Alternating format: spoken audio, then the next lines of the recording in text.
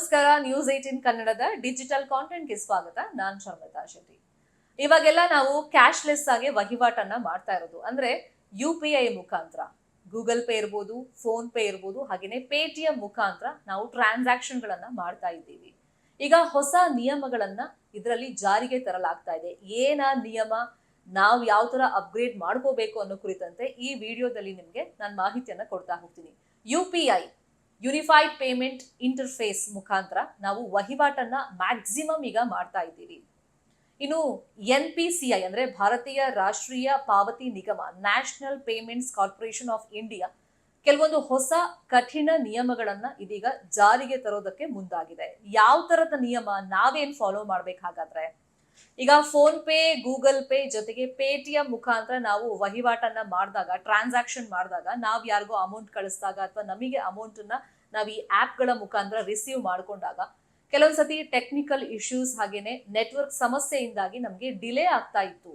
ಇನ್ನು payment failed ಆಗುವಂತ ಸಂದರ್ಭದಲ್ಲಿ ನಾವು ತುಂಬಾ ಹೊತ್ತು ವೇಟ್ ಮಾಡಬೇಕಾಗಿತ್ತು ಆ ಸ್ಟೇಟಸ್ ಅನ್ನ ತಿಳಿಯೋದಕ್ಕೆ.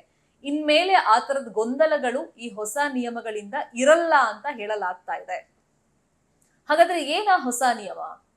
ಒಂದು ಟ್ರಾನ್ಸಾಕ್ಷನ್, ಒಂದು ಅಂಗಡಿಗೆ ನೀವು ಹೋಗಿರ್ತೀರಾ, ಏನೋ ಒಂದು ಖರೀದಿ ಮಾಡಿರ್ತೀರಾ ವಸ್ತು, ಅಲ್ಲಿ ಪೇ ಮಾಡಿರ್ತೀರಾ.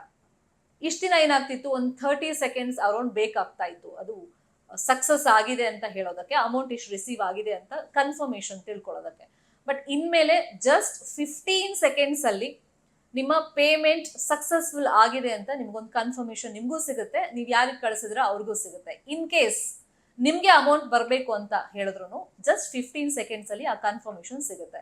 ಇನ್ ಅಮೌಂಟ್ ರಿಟರ್ನ್ ಬರುವಂತ ಸಂದರ್ಭದಲ್ಲಿ ನಾವು ನೋಡೋದಾದ್ರೆ, ಮುಂಚೆ ಮ್ಯಾಕ್ಸಿಮಮ್ ಒಂದು 90 ಸೆಕೆಂಡ್ಸ್ ಬೇಕಾಗ್ತಿತ್ತು, ಬಟ್ ಇನ್ಮೇಲೆ ಜಸ್ಟ್ 10 ಸೆಕೆಂಡ್ಸ್ ಅಲ್ಲಿ ರಿಟರ್ನ್ ಅಮೌಂಟ್ ಕೂಡ ನಿಮ್ಗೆ ಬಂದಿರುತ್ತೆ ಈ ಹೊಸ ನಿಯಮದ ಪ್ರಕಾರ.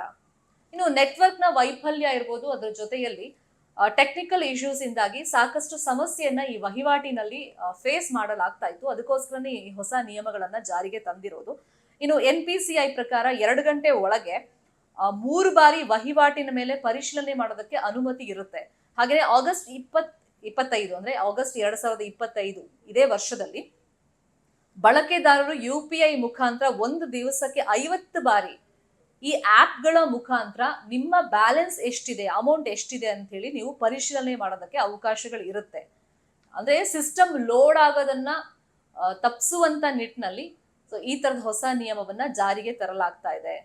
ಅದ್ರ ಜೊತೆಯಲ್ಲೇ ಆಗಸ್ಟ್ ನಂತರನೇ ನೀವು 25 ಅಕೌಂಟ್ಗಳಿಗೆ ಏನ್ ಲಿಂಕ್ ಮಾಡಿರ್ತೀರಾ, ಸೊ ಆ ಖಾತೆಗಳಿಗೆ ದೈನಂದಿನವಾಗಿ ಏನಾದ್ರು ಅಮೌಂಟ್ ಕಳಿಸೋದಕ್ಕೆ ಆಟೋ ಪೇ ತರದ ಏನಾದ್ರು ನೀವು ಮಾಡಿದ್ದಿದ್ರೆ ಅದಕ್ಕೂ ಕೂಡ ಒಂದು ಮಿತಿಯನ್ನ ಜಾರಿಗೊಳಿಸಲಾಗುತ್ತೆ. ಇನ್ನು ಆಟೋ ಪೇಗೆ ಕಠಿಣವಾದಂತ ನಿಯಮಗಳನ್ನ ಜಾರಿಗೆ ತರುವಂತ ನಿಟ್ಟಿನಲ್ಲಿ ಒಂದಿಷ್ಟು ಕಂಡೀಷನ್ಸ್ ಅನ್ನ ಹಾಕ್ತಾ ಇದ್ದಾರೆ. ಅದ್ರ ಬಗ್ಗೆ ಡೀಟೇಲ್ಸ್ ಇನ್ನಷ್ಟೇ ಲಭ್ಯವಾಗಬೇಕಾಗುತ್ತೆ.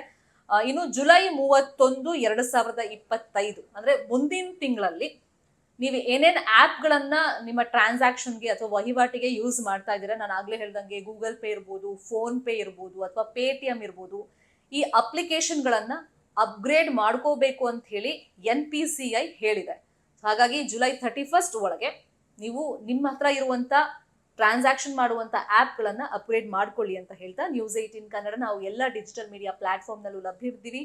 ಫಾಲೋ ಮಾಡಿ, ಸಬ್ಸ್ಕ್ರೈಬ್ ಮಾಡಿ. Thank you so much.